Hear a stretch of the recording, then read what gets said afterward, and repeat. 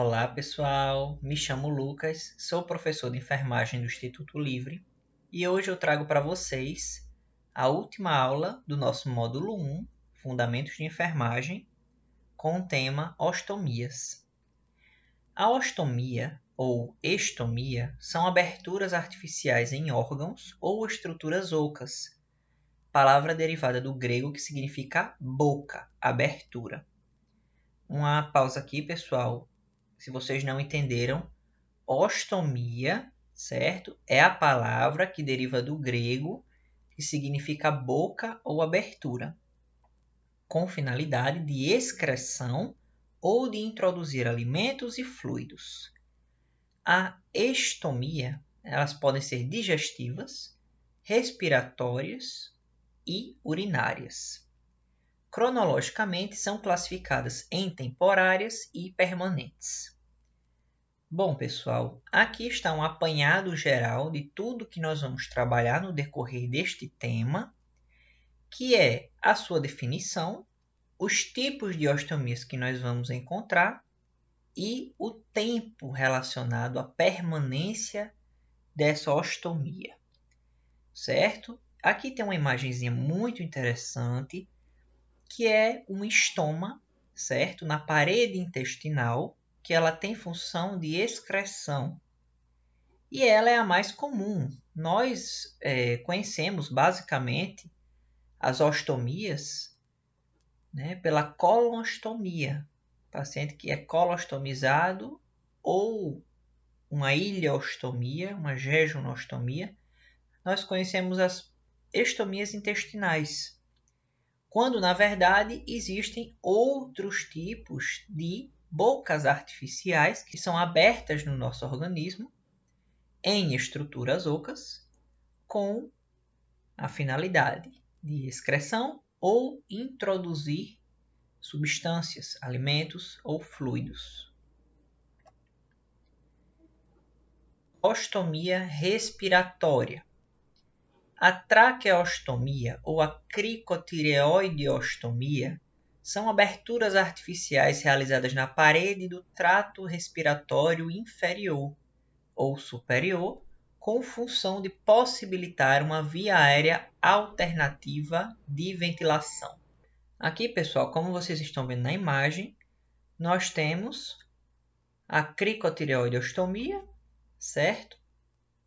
Que ela é feita entre a cartilagem cricoide e a cartilagem tireoide, certo? Ela fica aqui nesse espaço.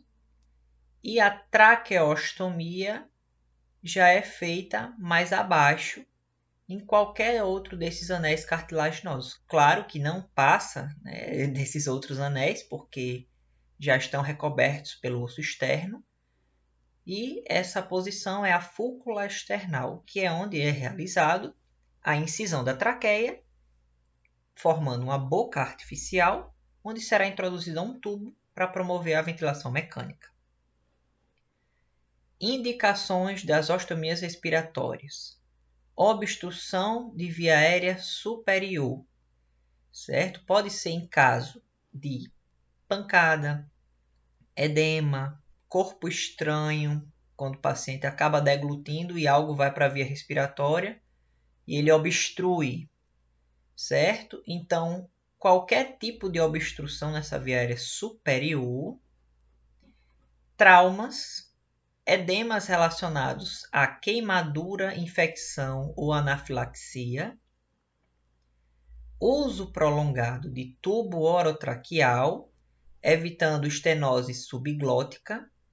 Traduzindo, pessoal, essa última frase, paciente que está entubado passa o tubo pela boca e ele entra aqui na laringe, certo? Esse paciente ele tem um prazo para ficar com esse tubo.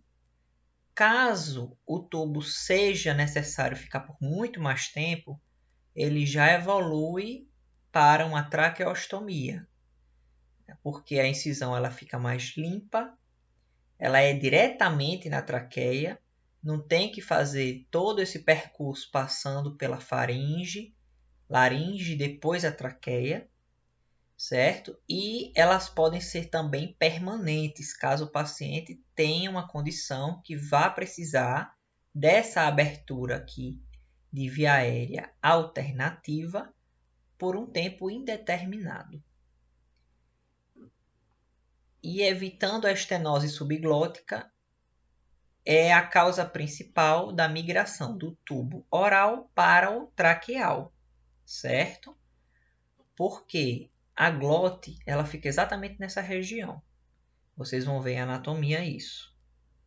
E quando o tubo ele fica muito tempo abrindo essas cordas vocais, pressionando as paredes da glote, possa ser que o paciente saia prejudicado com essa região mais fina, mais estreita e possa ter sequelas futuras, além de promover um edema nessa região que está sendo comprimida.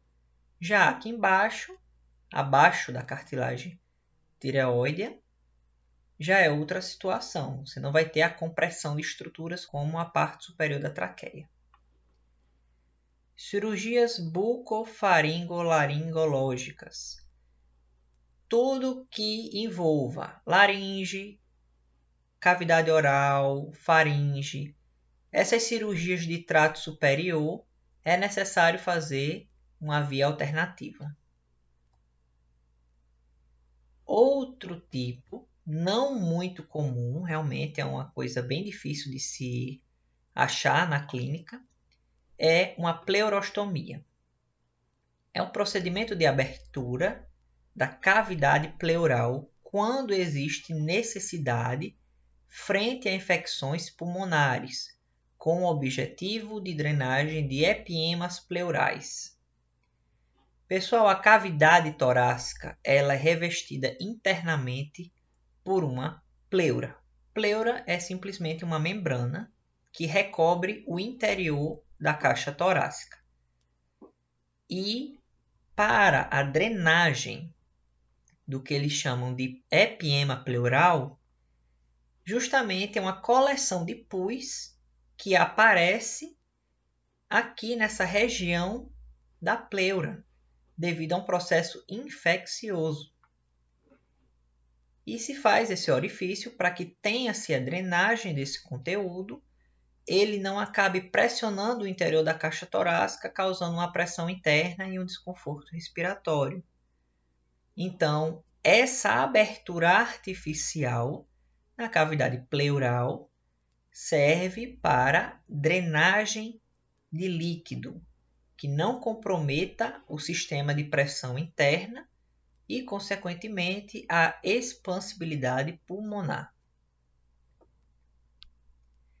Agora, pessoal, vamos falar das ostomias mais comuns, que a gente tem mais facilidade de encontrar na nossa prática, que são as ostomias digestivas alimentar.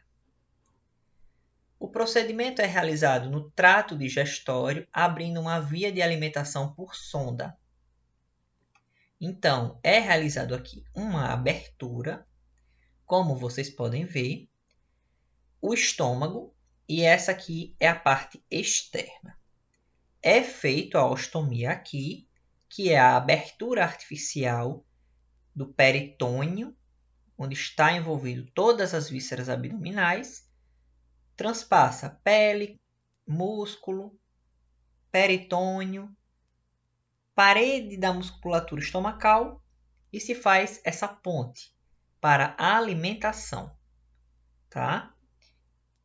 Abrindo uma via de alimentação por sonda, justamente para se introduzir líquido e alimentos.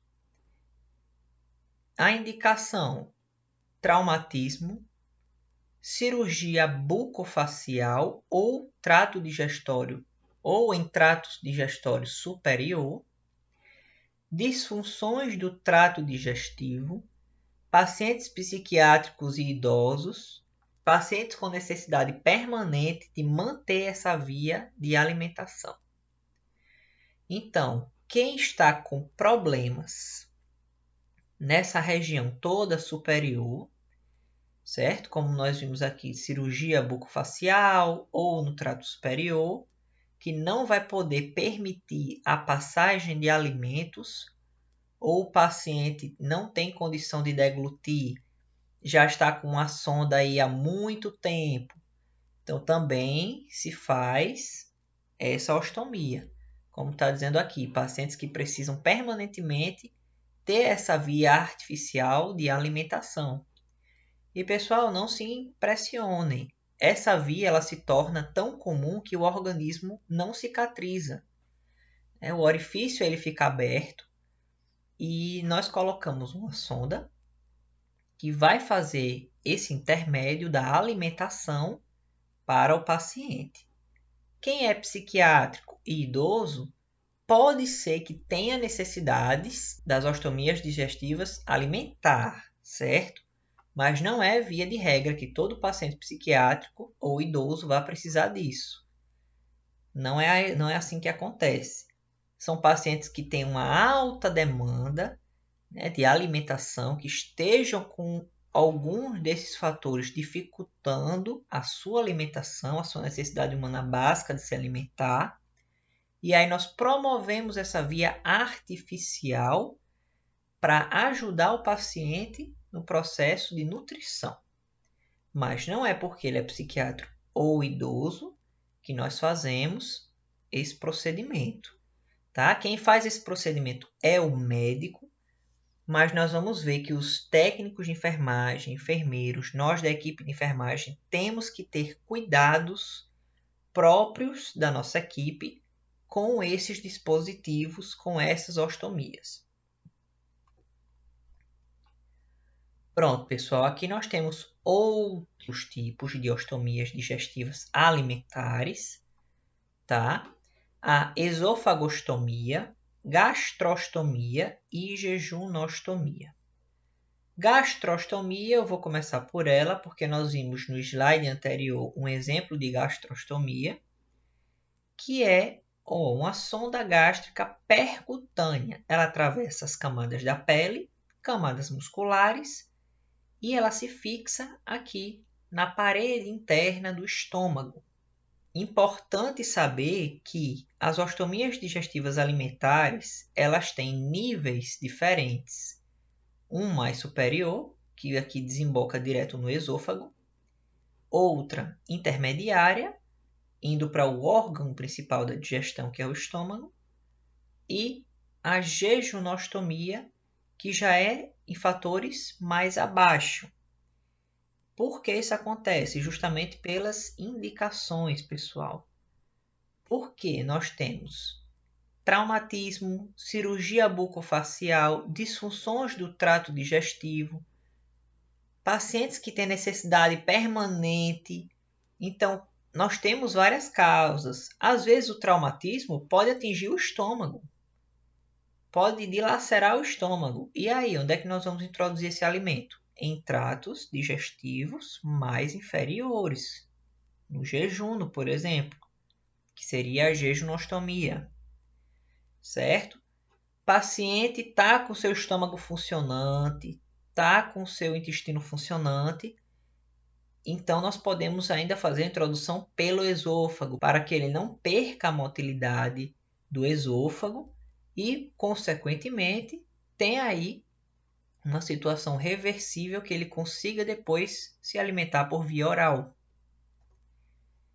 Então, pessoal, o nível em que a ostomia vai acontecer vai depender da funcionalidade do trato digestório. Se ele funciona na porção mais superior, a partir da porção intermédia, ou está com uma debilidade aí na parte do trato digestório superior e precisa introduzir a nutrição. Claro que cada pedaço da nutrição, cada parte em que a nutrição é inserida não é igual, né? Um alimento que entra no estômago é um alimento que entra no jejum é outro. Não tem como os nutrientes estarem na mesma composição. Ele já tem que ter passado pela digestão química. E aí é que nós vamos ver, né, qual o critério médico utilizou, por que ele introduziu a ostomia naquele local. E é aí que vem o raciocínio clínico da interpretação dessa localização, que vai depender da funcionalidade daquela região onde a ostomia está inserida. Pessoal, nós temos a ostomia digestiva excretora. A ostomia digestiva, ela acontece no trato digestivo. Se ela é alimentar, é porque ela é para fins de alimentação. Se ela for para fins de excreção, é porque ela só elimina resíduos. Nós não vamos introduzir sonda, nutrição, líquidos, certo? A excretora ela é para excretar. E como ela está na parte digestiva, ela vai ter excretas sólidas, pastosas, que estejam correlacionados à posição em que essa ostomia está localizada. Então, é uma abertura artificial na porção final do trato digestório para drenagem fecal, indicado em procedimentos cirúrgicos na parte distal da estrutura. Ou seja, pessoal, nós temos o intestino, certo? O intestino ele tem uma parte ascendente, uma transversa e uma descendente. Se nessa porção descendente eu fizer um procedimento cirúrgico, eu não vou conseguir ter as fezes passando por essa parte que foi cirurgiada e sendo eliminado pelo ânus, que é a forma natural. Nós vamos precisar criar uma forma artificial para que esta parte operada tenha repouso, consiga cicatrizar, não infeccione.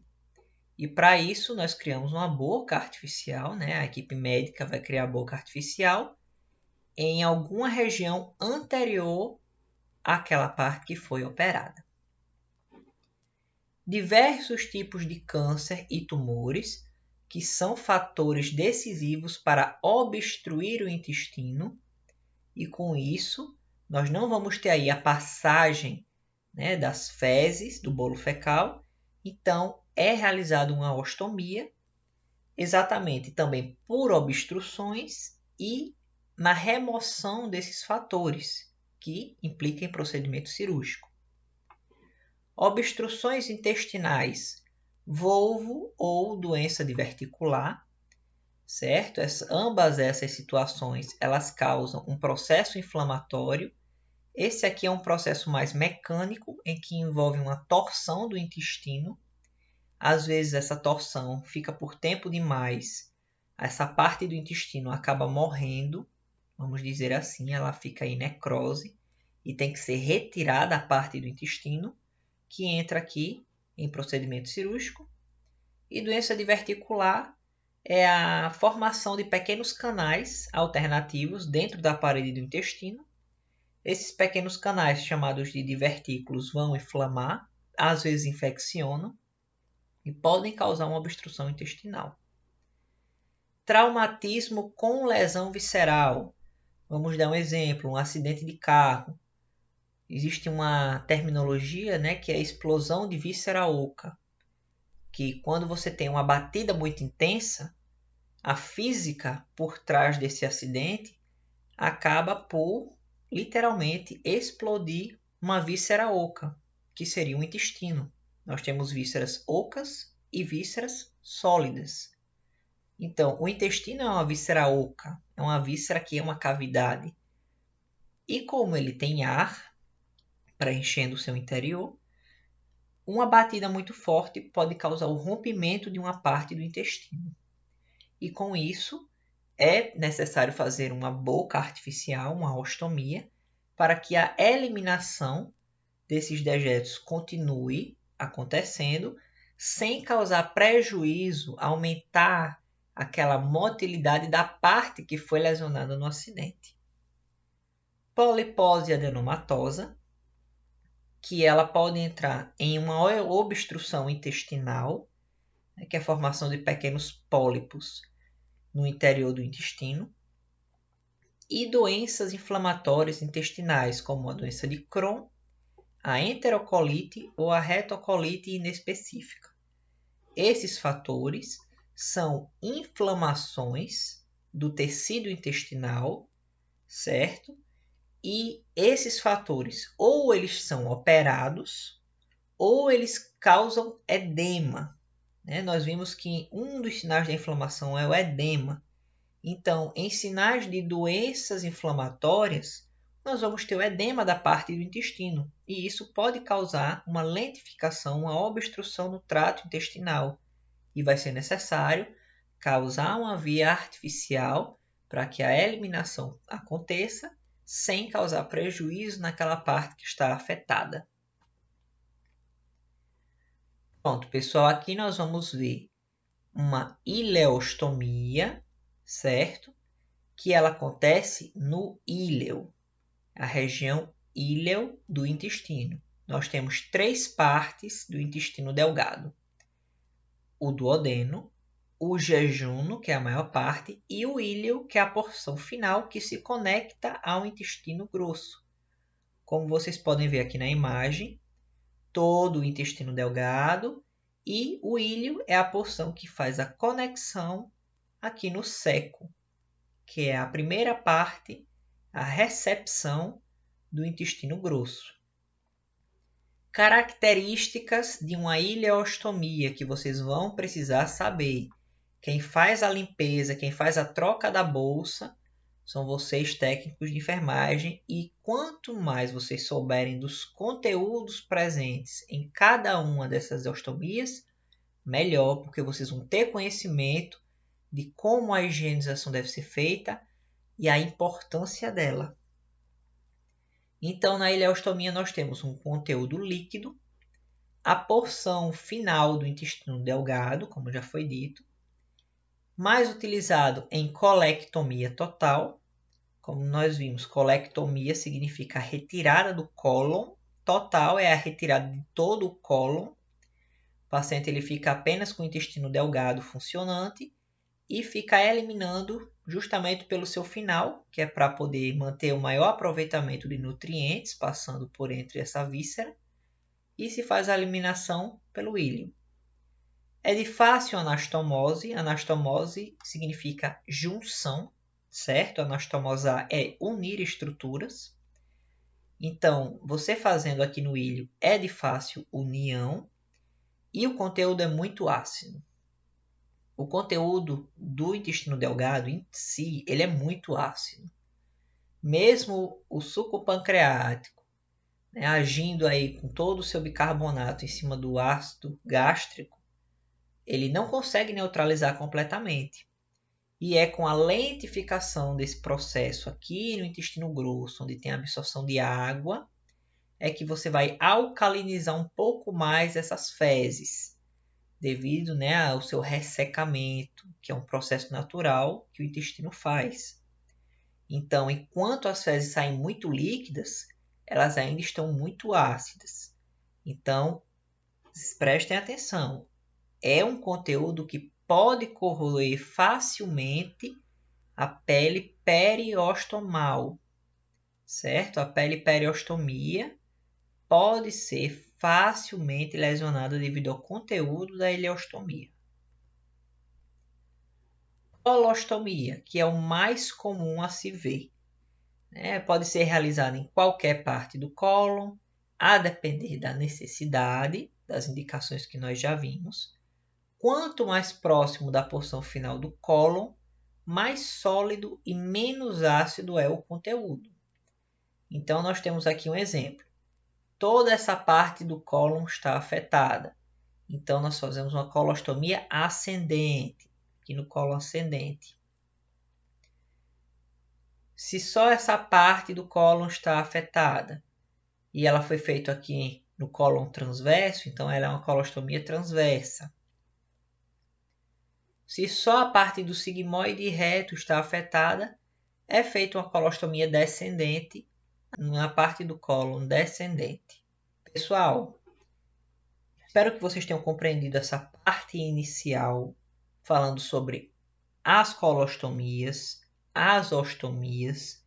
Nós temos ostomias digestivas, alimentares, digestivas, excretoras e respiratórias, certo?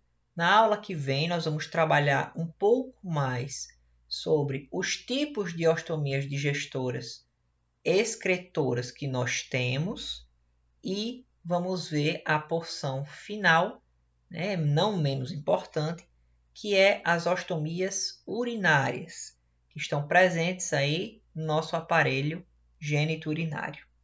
Um forte abraço a todos e até a aula que vem.